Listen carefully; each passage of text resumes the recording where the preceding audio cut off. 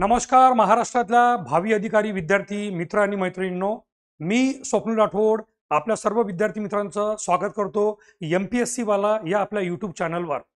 फार ज्वलंत विषय घेऊन आलेलो आणि पुन्हा एकदा महाराष्ट्र लोकसेवा आयोगामार्फत घेणाऱ्या सर्वात मोठी परीक्षा म्हणजे राज्यसेवा. या राज्यसेवा परीक्षेचा 1 डिसेंबर 2024ला जी परीक्षा झाली, सरतेशेवटी विद्यार्थ्यांनी चातक पक्षी ज्याप्रमाणे पावसाची वाट पाहतो तसे या पूर्व परीक्षेच्या निकालाची वाट पाहत होते. निकाल आला सुद्धा, थोडाफार लेट का होईना पण निकाल आला. परंतु या निकालामुळे पुन्हा MPSCच्या तयारी करणाऱ्या विद्यार्थ्यांनी पुण्यावर ठिय्या आंदोलन सुरू केलेलं आहे किंवा आंदोलन आलेले आहे. न्याय आणि अन्याय या लढाईमध्ये विजय कोणाचा होईल आणि बाजू कोणाची योग्य ठरेल हा पुन्हा प्रश्नचिन्ह निर्माण झालेला आहे. आणि महाराष्ट्रासारख्या प्रगत राज्यामध्ये वारंवार MPSCच्या विद्यार्थ्यांना आंदोलन करावं लागत आहे. याचा विचार सुद्धा आता महाराष्ट्र लोकसेवा आयोगाला करावा लागणार, हे मात्र विशेष आहे. नेमकं झालं काय? 1 डिसेंबर 2024ला MPSCची सर्वात मोठी परीक्षा म्हणजे राज्यसेवा स्टेट सिव्हिल सर्व्हिसेस एक्झामिनेशन पूर्ण होते.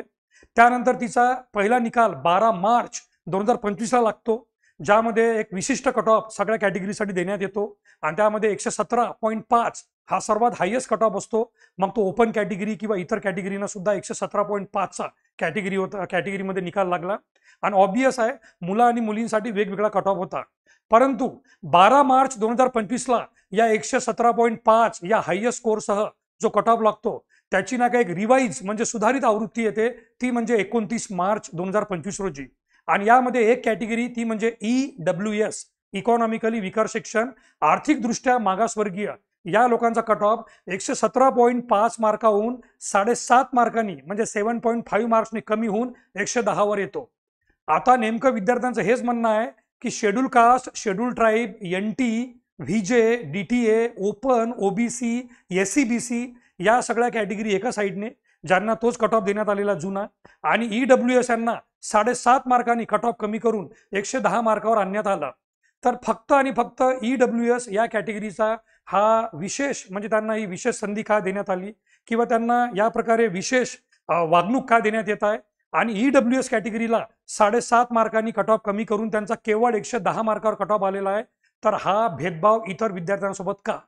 जेव्हा विद्यार्थ्यांना या बाबतीत विचारण्यात आलं तर आंदोलनकर्त्यापैकी अनेक विद्यार्थ्यांनी म्हटलं की हा सरळ सरळ भारतीय राज्यघटनेतला मूलभूत हक्क, ज्याची सुरुवातच मूलभूत हक्कापासून होते, कलम 14 कायद्यासमोर समानता, याला कोणता कायदा आणि याला कोणती समानता म्हणण्यात यावी असा विद्यार्थ्यांचा पहिला प्रश्न आहे. We are talking about equality before law. तर विद्यार्थ्यांचं हेच म्हणणं आहे की इक्वालिटी बिफोर लॉ हा कलम 14चं स्पष्टपणे उल्लंघन आहे. यावर विद्यार्थ्यांनी हे पण म्हटलेलं आहे की आयोगाने हे त्वरित स्पष्ट करावं की केवळ आणि केवळ इकॉनॉमिकली विकर सेक्शन म्हणजे EWS यांनाच नका कट ऑफ 7.5 मार्कांनी कमी का केला, त्यामागे कोणता कायदेशीर प्रश्न आहे का किंवा MPSCला असा करण्याचा हक्क आहे का, आणि जर असं असेल तर त्यामागे जेन्युइन कारण कोणतं आहे. आणि याच प्रकारची वागणूक मग schedule caste, schedule tribe, open, OBC आणि इतरही कॅटेगरींना का देता येत नाही.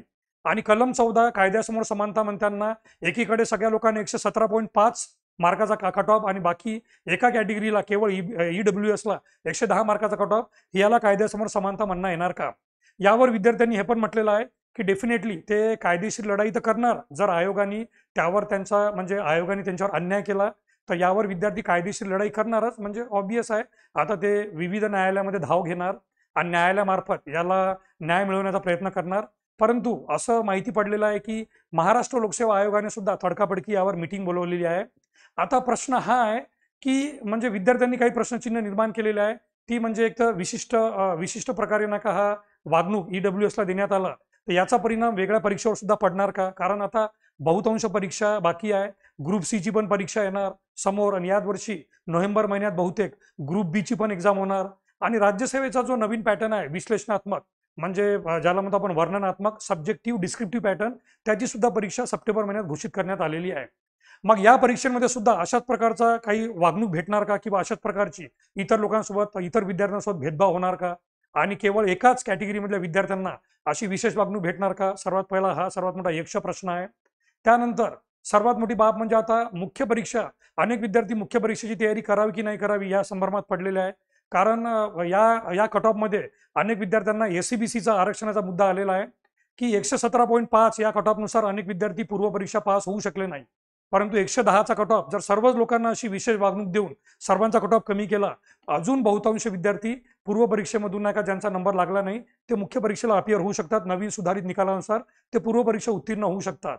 आता विद्यार्थ्यांना सर्वात मोठा प्रश्न हा आहे की 2024ची राज्यसेवा मुख्य परीक्षा ही ऑब्जेक्टिव्ह पॅटर्नची, म्हणजे MCQ pattern, multiple choice question base, MCQ base, की एक प्रश्न आणि त्याची 4 उत्तर, जी मागच्या गेल्या 12 वर्षापासून हा पॅटर्न चालू होता, तो आता शेवटचा पॅटर्न आहे. आणि 2025 पासून स्वतः मुख्यमंत्री देवेंद्र फडणवीस यांनी सांगितलेलं आहे की युपीएससी मध्ये सुद्धा महाराष्ट्राची टक्केवारी वाढली पाहिजे. त्यामुळे 2025 पासून हा जो राज्यसेवेचा नवीन पॅटर्न आहे मुख्य परीक्षेचा, हा वर्णनात्मक म्हणजे डिस्क्रिप्टिव्ह, म्हणजे हुबेहू युपीएससीच्या सिव्हिल सर्व्हिस एक्झामिनेशन प्रमाणे असणार. आता यामुळे अनेक विद्यार्थ्यांचा हा शेवटचा गोल्डन चान्स आहे. आणि गोल्डन काय, हा शेवटचाच चान्स आहे. यानंतर अनेक विद्यार्थी ग्रुप बी आणि ग्रुप सी कडे वळणार.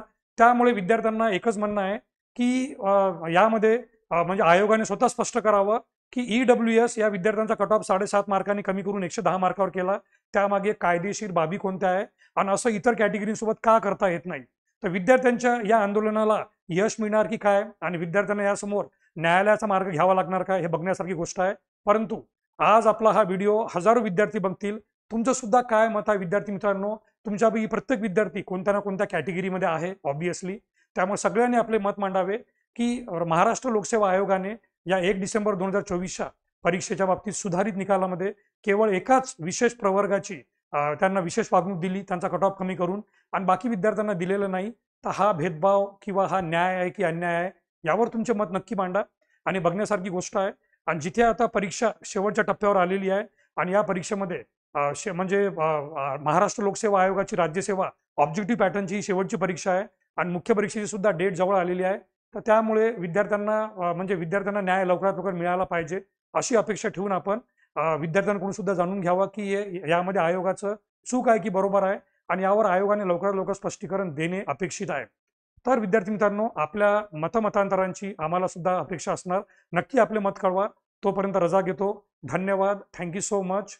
जय हिंद, जय महाराष्ट्र.